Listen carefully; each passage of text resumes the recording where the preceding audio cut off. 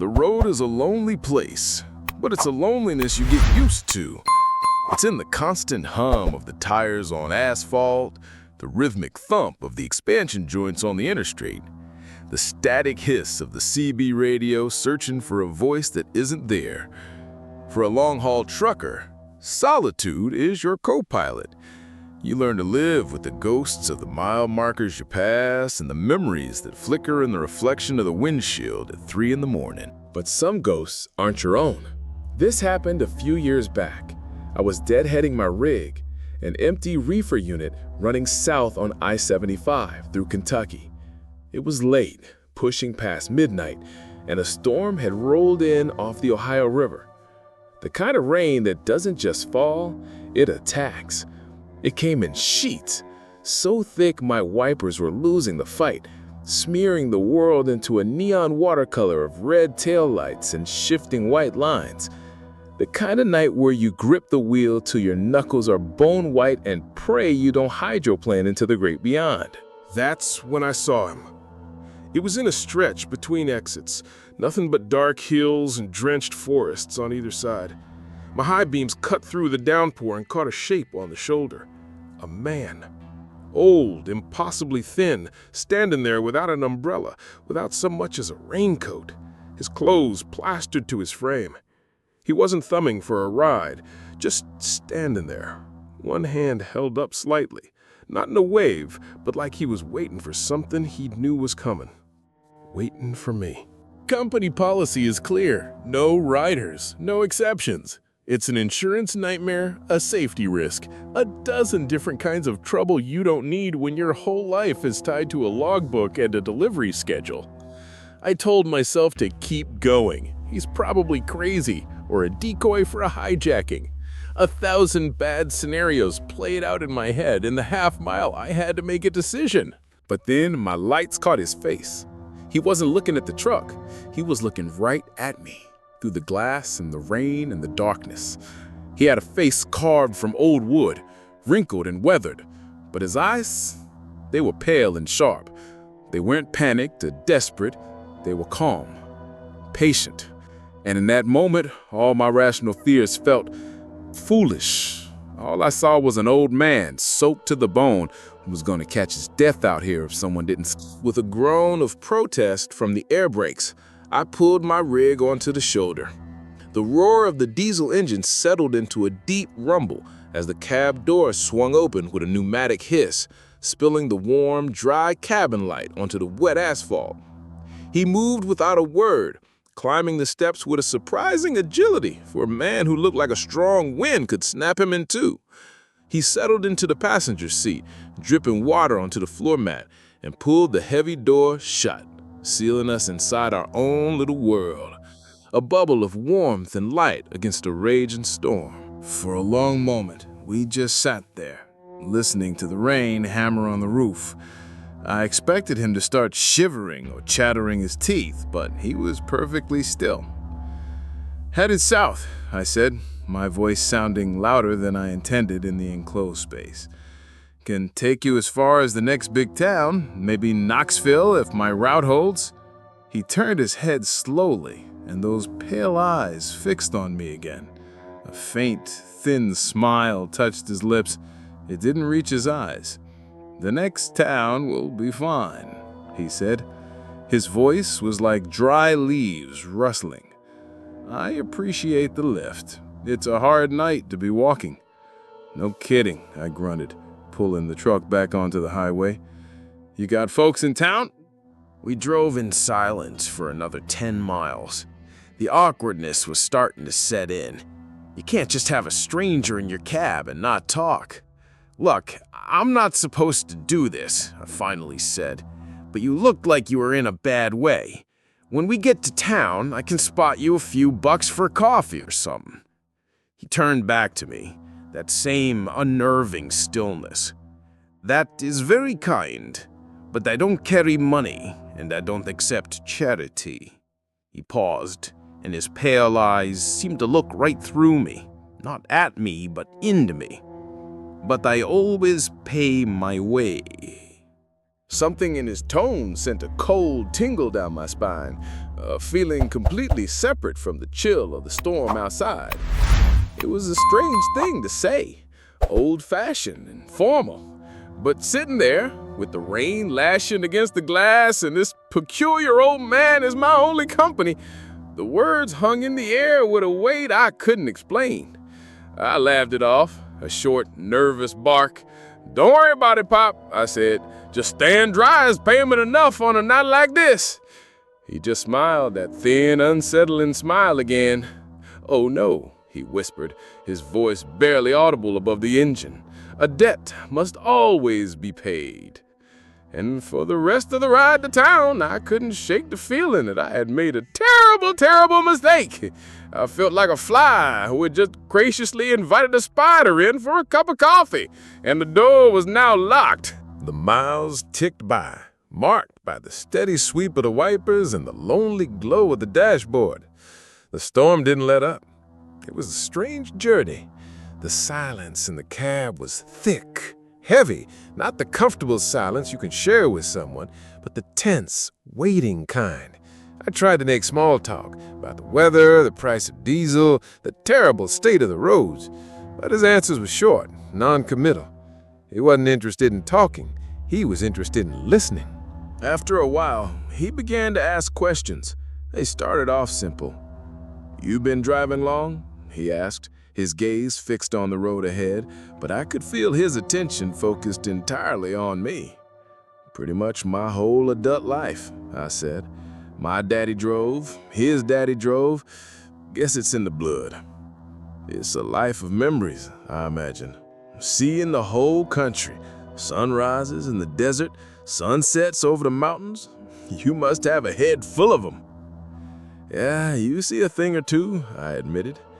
I found myself wanting to fill the silence, to prove my life hadn't just been a blur of white lines and greasy spoons. I remember my first solo run out to California. Seeing the Pacific for the first time, felt like I'd driven to the edge of the world. Scared the hell out of me, but it was beautiful.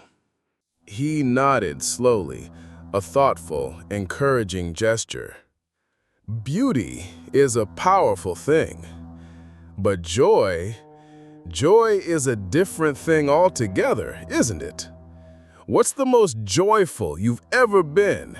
The kind of happiness that makes your chest feel like it's gonna burst. The question caught me off guard. It wasn't a normal question. It was personal, intimate. I almost clammed up, told him it was none of his business. But there was something in his quiet insistence, a strange, hypnotic quality to his dry voice. And the truth is, when you spend weeks alone on the road, sometimes the dam just wants to break. You want to tell someone, anyone, that your life has meant something more than freight and mileage. So I started to talk, and once I started, I couldn't stop. I told him about the day my son was born, the feeling of holding that tiny, screaming life in my arms.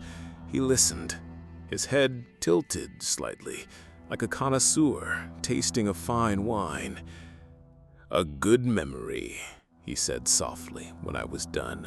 "A strong one, but it's tinged with fear, with responsibility.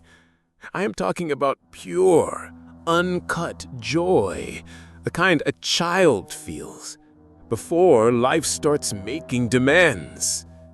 His words were like a key, unlocking a door deep inside me, and a memory flooded into my mind, so clear and bright it was like happening all over again. I hadn't thought about it in years. "My 7th birthday," I said, a genuine smile spreading across my face for the first time that night. The cab of the truck seemed to fade away. I didn't grow up with much. We were always just scraping by. But my dad, he was a good man. For months, all I talked about was this one fishing rod I'd seen in the hardware store window. It was a Shakespeare wonder rod, bright green fiberglass. It was the most beautiful thing I'd ever seen. The old man said nothing, but I could feel him leaning in, his focus absolute. My birthday came and I knew we couldn't afford it. I got a pair of socks and a new shirt, and I tried to look happy, but I was just a kid, you know? My heart sank. Later that day, my dad said we were going down to Miller's Pond to catch crawdads. When we got there, he reached into the back of his old Ford pickup and pulled out a long, cloth-wrapped package. And it was there, the green rod. He'd been saving up for it for 6 months. $1 here, a few quarters there.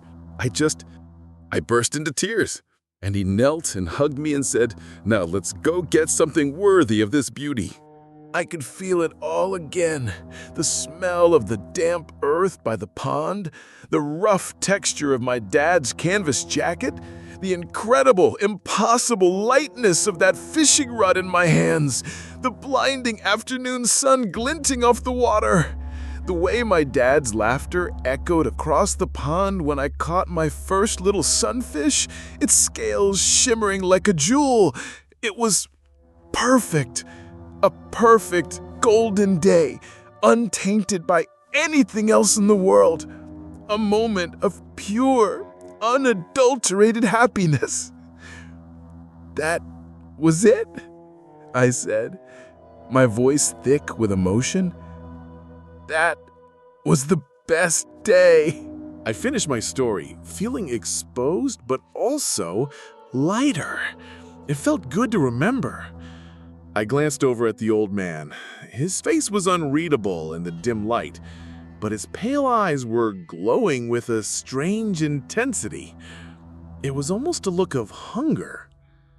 "Yes," he whispered, a long, drawn-out sound. "That is a very fine one. A very fine payment indeed." Before I could ask what he meant, I saw the lights of a small town glimmering ahead through the rain. A sign materialized out of the dark. "Welcome to Corbin." "This is it," I said, feeling a sudden urgent need for him to be out of my truck. "This is where you're getting off." I pulled over by a closed-down gas station, its sign creaking in the wind. The place felt dead, abandoned. He didn't move to open the door. He just turned and looked at me, and that thin smile returned to his lips. "Thank you for the ride," he said, "and for the conversation." He was getting out. A wave of relief washed over me. I had done my good deed. The creepiness of the ride was over. He was just a strange, lonely old man. "No problem," I said, trying to sound casual. "You stay safe now." He opened the door, and the storm howled into the cab. As he stepped down onto the running board, he paused and turned back.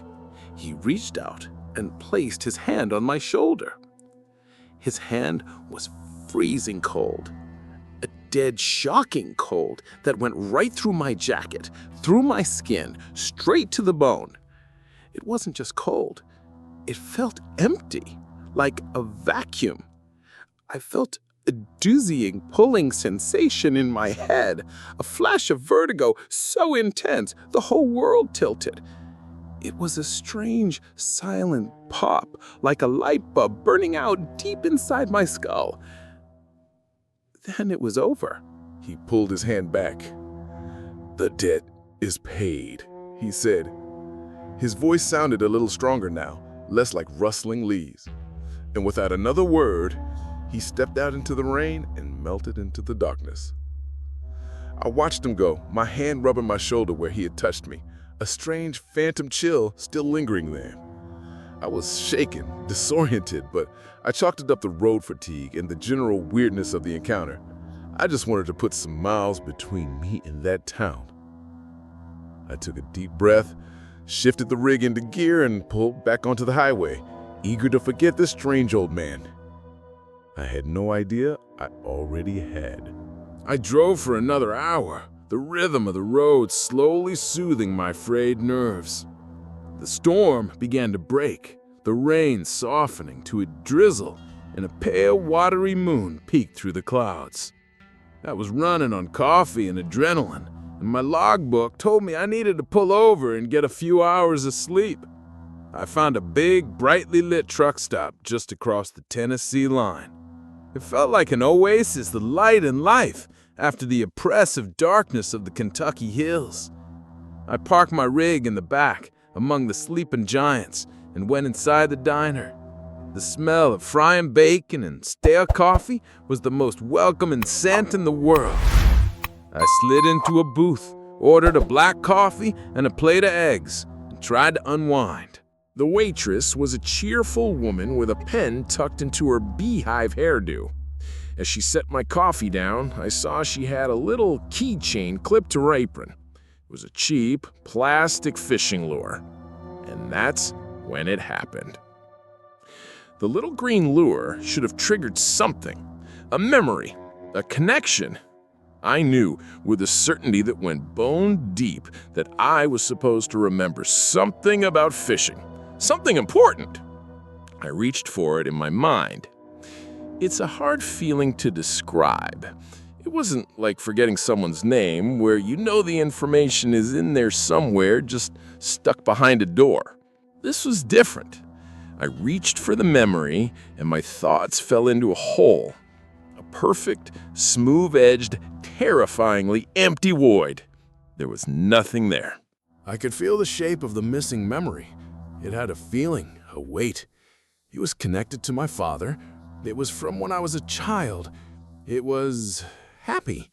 I knew all that, like you know the dimensions of a room even when the lights are out. But the room itself, the furniture, the color on the walls, the people inside, it was gone, completely and utterly scoured away. A cold sweat broke out on my forehead.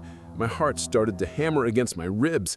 I closed my eyes, concentrating, trying to force it. Think about Dad. Think about fishing. I could remember other trips.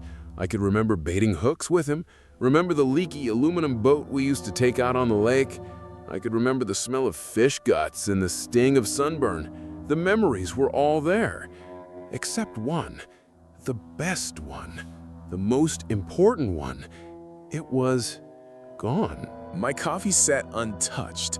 I pushed my plate of eggs away, my stomach churning. It was him, the old man. He always pays his way, a very fine payment indeed. It wasn't just a saying, it was a transaction. And his cold, draining touch on my shoulder, that was the collection. The thought was so insane that I felt my sanity slipping. People don't steal memories. That's stuff from sci-fi movies, not from a rainy night on I-75. I told myself I was exhausted. I'd been on the road too long. I was hallucinating. My brain was playing tricks on me. A minor stroke, anything was more believable than the alternative. But the emptiness in my head was real. It was a physical sensation, a scar, an amputation of the soul. I paid for my meal, my hands trembling so badly I could barely get my wallet out. I went back to the cab of my truck, but I couldn't sleep. I just sat there in the dark, staring at my reflection in the cold glass, trying desperately to remember. I thought about my 7th birthday. I knew it had happened. I must have gotten presents, a cake, probably. But the emotional core of the day, the shining moment that had defined it, was gone. When I thought about that specific day, all I got was a dull, gray fog, a page torn out of the book of my life, leaving only a ragged edge behind. And the horror of it began to settle in. He hadn't just taken a story. He hadn't just made me forget. He had taken the feeling, the joy my father had given me that day, the pure, undiluted happiness of a child. He had consumed it. He had fed on it. And I had let him. I had opened the door, served him up the happiest moment of my childhood on a silver platter, and he had left me with a hollow space where my most treasured possession used to be. The sun started to rise, casting long, gray shadows across the parking lot.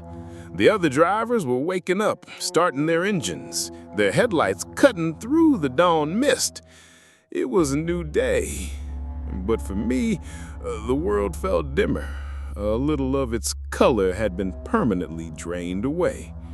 I sat there in my silent cab, a ghost in my own machine, realizing that I had come face to face with something ancient and predatory on that lonely stretch of highway. And the price for my kindness had been a piece of my own heart. I couldn't let it go. In the weeks that followed, I became a man obsessed. The void in my memory was a constant presence, an aching phantom limb. Every time I saw a father and son together, every time a commercial for some family vacation spot came on the radio, I'd feel that hollow pang.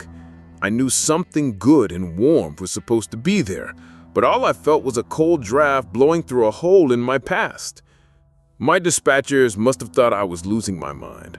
I started requesting routes that took me back through Kentucky and Tennessee. I'd tell them there was a great place for barbecue or that the roads were better, anything to justify it. My real reason was far stranger. I was hunting a ghost. I started asking questions, subtly at first. At diners and truck stops from Lexington to Chattanooga, I'd strike up conversations with the old-timers, the career drivers and the local mechanics who had grease under their fingernails and a century of local lore in their heads. "Ever hear any weird stories about this stretch of road?" I'd ask, trying to sound casual, like I was just collecting spooky road tales. Most of the time, I got the usual stuff. Stories of phantom headlights, of a ghostly lady in white, the kind of tales that every lonely highway in America seems to have. They'd look at me like I was another bored driver trying to kill time. I was getting nowhere. The rational part of my brain told me to give up, that I'd had some kind of psychotic break, but the hollowness inside me wouldn't let me quit. It was in a greasy spoon just south of the Jellicoe Mountain Tunnel that I finally found something. The place was ancient. The vinyl in the booths cracked and taped over. The waitress, a woman who looked like she'd been there since the highway was a dirt track, was wiping down the counter. Her name was Dottie. I gave her my usual whine. "You've been here a while," I said. "Bet you've heard some strange tales about these parts." She just grunted, not looking up. "Heard 'em all, hun. None of 'em are true." I was about to give up, but on a desperate whim, I decided to be direct. "Did you ever hear about a man, an old man, who pays for things with something other than money?" Dottie stopped wiping. She put the rag down slowly and turned to look at me. Her friendly, tired eyes were suddenly sharp and serious. "What did you say?" My heart started to pound. "An old man. I picked him up one night in a storm. He said he'd pay for the ride. He touched me. And I can't remember something anymore. Something important." She stared at me for a long time, her expression unreadable. I thought she was going to call the sheriff, have me carted off. Instead, she let out a long, weary sigh and leaned against the counter. "Lord have mercy," she whispered, shaking her head. "So he's still at it, old man Shadow." You know who I'm talking about?" I asked, my voice barely a whisper. "I don't know him," she said, her voice dropping low. "Nobody knows him. But I know the stories. My grandma told him to me when I was a little girl. Said he's a taker or a memory eater. Said he's been walking these hills for 100 years, maybe more. He don't want your money. He don't want your soul. He wants your light." It was all I could do to stay upright, to hear my insane secret terror spoken aloud as a piece of local folklore was both a validation and the most terrifying thing I had ever experienced. I wasn't crazy, it was real. "He lives on it," Dottie continued, her eyes distant, like she was seeing something from a long time ago. "That's what they say. He lives on other folks' happiness. He takes the best ones. A soldier's memory of coming on from the war. A young woman's memory of her first kiss. An old man's memory of the day his farm finally turned a profit. He takes those shining moments that people hold on to when things get dark, and he leaves a hole." She looked at me with a profound, sad pity in her eyes. "My own granddaddy met him, or so the story goes. picked him up on the side of the road in a mule-drawn wagon before this highway was even paved. Granddaddy was a happy man, always whistling, always telling a story about the day he and Grandma got married and how she looked coming down the aisle. After he gave the old man a ride to town, he never told that story again. When Grandma asked him about it, he'd just get this lost, confused look on his face. He'd say, "I know I love you, but I can't rightly recall why I started." It broke her heart. A wave of nausea and understanding washed over me. I wasn't just a random victim. I was the latest in a long, invisible line of people who'd been hollowed out. People who had a piece of their foundation stolen, leaving them just a little bit weaker, a little bit sadder, without ever knowing precisely why. "He takes the payment you offer," Dottie said, her voice a near whisper now. "You told him a story, a good one, I bet, and he took it. That's the way he works. He makes you think it's your idea."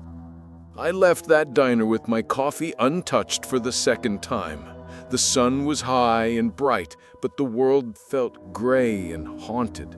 The mystery was solved, but the truth was 100 times more monstrous than the not knowing. My personal ghost now had a name, the Memory Eater.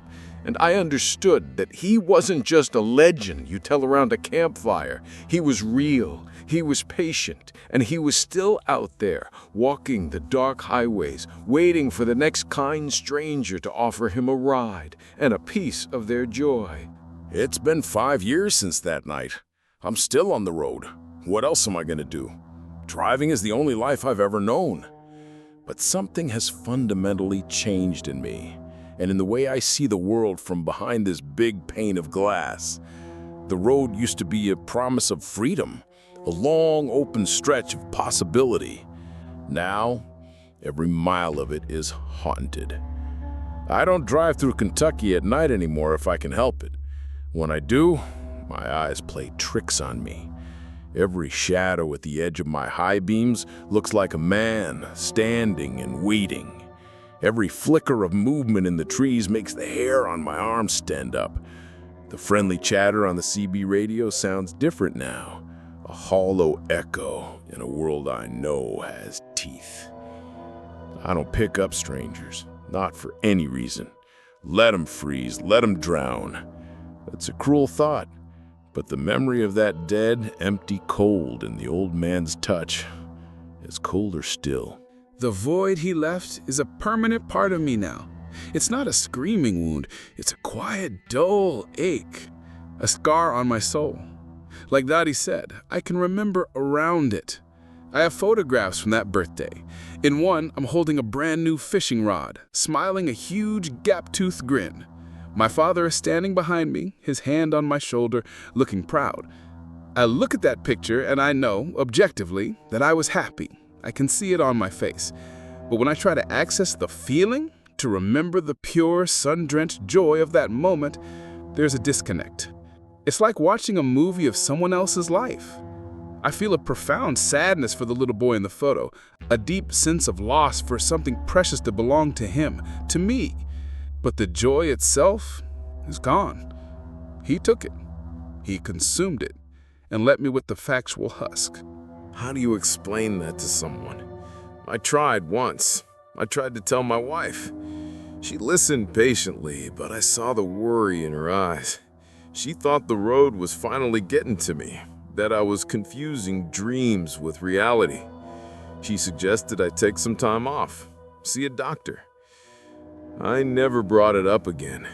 It's an isolating kind of grief. You're mourning a piece of yourself that no one else can see is missing. Sometimes, at a truck stop late at night, I'll see a young, eager driver, full of piss and vinegar, ready to conquer the highway, and I'll find myself becoming the old-timer, the ghost at the counter. I won't tell them the whole story. They'd never believe me. But I'll say, be careful out there. Don't go picking up strangers in the hills, especially not in the rain. Some debts cost too much to pay. They usually just nod and smile, thinking I'm just another grizzled veteran telling road stories. I wonder about him, the memory eater. How many other stories, how many other moments of pure light is he carrying inside of him? Is he a collage of stolen joy? A mosaic of other people's best days? Maybe that's what keeps him walking, what keeps his ancient bones from turning to dust. Maybe my perfect day with my father is keeping him warm on some other cold, rainy night. It's a chilling thought. We all think the most valuable thing we have is our money, our property. But it's not. The most valuable things we own are those moments, the small, perfect pockets of time that we store up, that we return to in our minds to get us through the bad times. And there is a predator out there who feeds on them. He doesn't break into your home. You invite him into your cab, and you offer him your treasure freely. I'm still driving, my headlights cutting a path through the endless American night. But I'm more careful now. I guard my memories. I hold on to the good ones with a fierce, desperate grip because I know how easily they can be taken. He stole a memory, but he gave me a lesson. The brightest lights cast the darkest shadows, and I'll forever be looking over my shoulder for the old man who walks in them, paying his way with pieces of who we used to be. He took my sunshine, and all he left me was the shape of the whole.